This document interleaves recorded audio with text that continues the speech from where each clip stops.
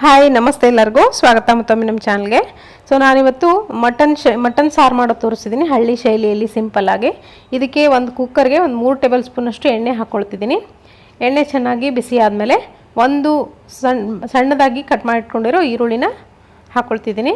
ಈರುಳ್ಳಿ ಸ್ವಲ್ಪ ಚೆನ್ನಾಗಿ ಬಾಡಾದ್ಮೇಲೆ ಶುಂಠಿ ಬೆಳ್ಳುಳ್ಳಿ ಪೇಸ್ಟ್ ಏನಿದೆ ಅದನ್ನು ಕೂಡ 1 ಸ್ಪೂನ್ ಅಷ್ಟು ಹಾಕ್ಕೊಂಡಿದ್ದೀನಿ. ಇದು ಚೆನ್ನಾಗಿ ಹಸಿ ವಾಸನೆ ಹೋಗೋವರೆಗೂ ಫ್ರೈ ಮಾಡ್ಕೊಳ್ಳಿ. ಇದಾದಮೇಲೆ ನಾನು ಇದಕ್ಕೆ 3/4 kg ಅಷ್ಟು ಮಟನ್ ತೊಗೊಂಡಿದ್ದೀನಿ. ಚೆನ್ನಾಗಿ ಕ್ಲೀನಾಗಿ ತೊಳೆದು ಇಟ್ಕೊಂಡಿದ್ದೀನಿ, ಡ್ರೈನ್ ಮಾಡಿ. ಮಟನ್ ಹಾಕ್ಕೊಂಡು ಚೆನ್ನಾಗಿ ಒಂದ್ಸರಿ ಈ ಥರ ಟ್ವಿಸ್ಟ್ ಮಾಡ್ಕೊಳ್ಳಿ. ಇದನ್ನು ಏನಿಲ್ಲ ಅಂದರೂ ಒಂದು 8 ರಿಂದ 10 ನಿಮಿಷ ಚೆನ್ನಾಗಿ ಬೇಯಿಸ್ಬಿಡಿ. ಹೈ ಫ್ಲೇಮ್ನಲ್ಲಿಟ್ಟೆ ಚೆನ್ನಾಗಿ ಬೇಯಿಸ್ಕೊಳ್ಬೇಕಾಗತ್ತೆ. ನಾನಿಲ್ಲಿ ಒಂದು ಮುಚ್ಚಿ ಬೇಯಿಸ್ಕೊಳ್ತೀನಿ, ಒಂದು 10 ನಿಮಿಷ ಬಿಡ್ತೀನಿ.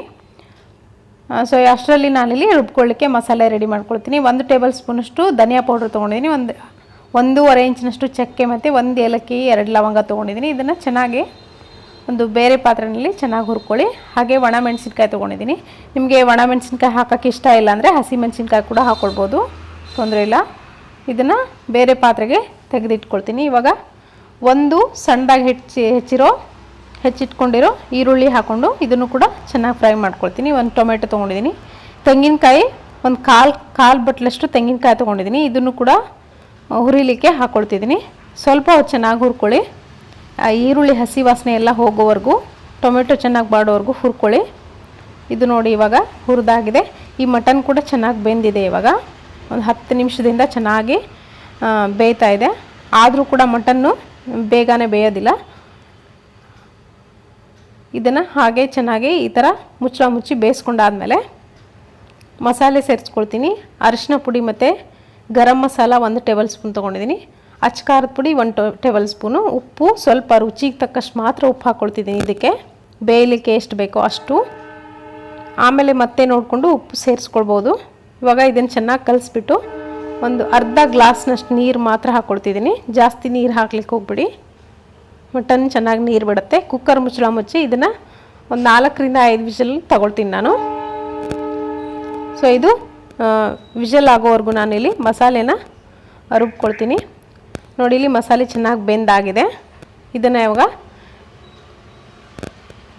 ಸಪ್ರೇಟಾಗಿ ಎದಿಟ್ಕೊಂಡು ಇದು ಚೆನ್ನಾಗಿ ಆರೋವರೆಗೂ ಬಿಟ್ಟಾದಮೇಲೆ ನಾನು ಇದನ್ನು ರುಬ್ಕೊಳ್ಳಿಕ್ಕೆ ಹಾಕ್ಕೊಳ್ತೀನಿ. ಇದಕ್ಕೇ ಕಡಲೆ ಸೇರಿಸ್ಕೊಳ್ತಿದ್ದೀನಿ 1 ಸ್ಪೂನಷ್ಟು, ಹಾಗೆ ಕೊತ್ತಂಬರಿ ಸೊಪ್ಪು. ಇವಾಗ ಮಟನ್ಗೆ ಒಂದು 4 ವಿಷಲ್ ತೊಗೊಂಡಿದ್ದೀನಿ. ಇದನ್ನು ತೆಗೆದು ನೋಡಾದ್ಮೇಲೆ ನೋಡಿ ಇಲ್ಲಿ ಚೆನ್ನಾಗಿ ಬೆಂದಿದೆ. ಆಲ್ಮೋಸ್ಟು ಮಟನ್ನು ಕ್ಲೀನಾಗಿ ಬೆಂದಿದೆ. ಬೆಂದಿಲ್ಲ ಅಂದರೆ ಇನ್ನೊಂದು 2 ವಿಷಲ್ ತೊಗೊಳ್ಬಹುದು. ಇವಾಗ ಇದಕ್ಕೆ ಮೀಡಿಯಮ್ ಫ್ಲೇಮ್ನಲ್ಲಿಟ್ಟು ರುಬ್ಕೊಂಡು ಇಟ್ಕೊಂಡಿರೋ ಮಸಾಲೆ ಏನಿದೆ, ನಾನು ಆವಾಗಲೇ ರುಬ್ಕೊಂಡು ಇಟ್ಕೊಂಡಿರೋ ಅದನ್ನು ಹಾಕ್ಕೊಂಡು ಈ ಥರ ಚೆನ್ನಾಗಿ ಮಿಕ್ಸ್ ಮಾಡ್ಕೊಳ್ತೀನಿ. ಮಸಾಲೆ ಸೇರಿಸಾದ್ಮೇಲೆ ತುಂಬ ಗಟ್ಟಿ ಆಗುತ್ತೆ ಗ್ರೇವಿ. ನಿಮಗೆ ಗಟ್ಟಿ ಗ್ರೇವಿ ಇಷ್ಟ ಇದ್ದರೆ ಅಷ್ಟೇ ಸಾಕು. ಸ್ವಲ್ಪ ನೀರು ಸೇರಿಸ್ಕೊಳ್ಳಿ. ಇಲ್ಲ ಜಾಸ್ತಿ ತೆಳುವಾಗಬೇಕು, ಸಾರು ಥರ ಬೇಕು ಅನ್ನೋದಾದರೆ ಸ್ವಲ್ಪ ಜಾಸ್ತಿ ನೀರು ಹಾಕ್ಕೊಂಡು ಬೇಯಿಸ್ಕೊಳ್ಬೋದು. ನಾನಿಲ್ಲಿ 1-2 ಗ್ಲಾಸ್ನಷ್ಟು ನೀರು ಹಾಕ್ಕೊಂಡು 1 ಸ್ಪೂನಷ್ಟು ಬೆಣ್ಣೆ ಕೂಡ ಹಾಕ್ಕೊಂಡಿದ್ದೀನಿ. ಇದು ಹಾಕ್ಕೊಂಡಾದ್ಮೇಲೆ ಚೆನ್ನಾಗಿ ಈ ಥರ ಒಂದು ಸರಿ ಮಿಕ್ಸ್ ಮಾಡಿಕೊಂಡು ಕುಕ್ಕರ್ ಮುಚ್ಚಿ ಇನ್ನು 1 ವಿಷಲ್ನ ಮೀಡಿಯಮ್ ಫ್ಲೇಮ್ನಿಟ್ಟು ತೊಗೊಳ್ತೀನಿ. ಸೊ ನೋಡಿ, ಇಲ್ಲಿ 1 ವಿಷಲ್ ತೊಗೊಂಡಾಗಿದೆ. ನಾನು ತೆಗೆದು ನೋಡೋಣ. ನೋಡಿ ಎಷ್ಟು ಚೆನ್ನಾಗಿ ಬಂದಿದೆ ಸಾಂಬಾರು.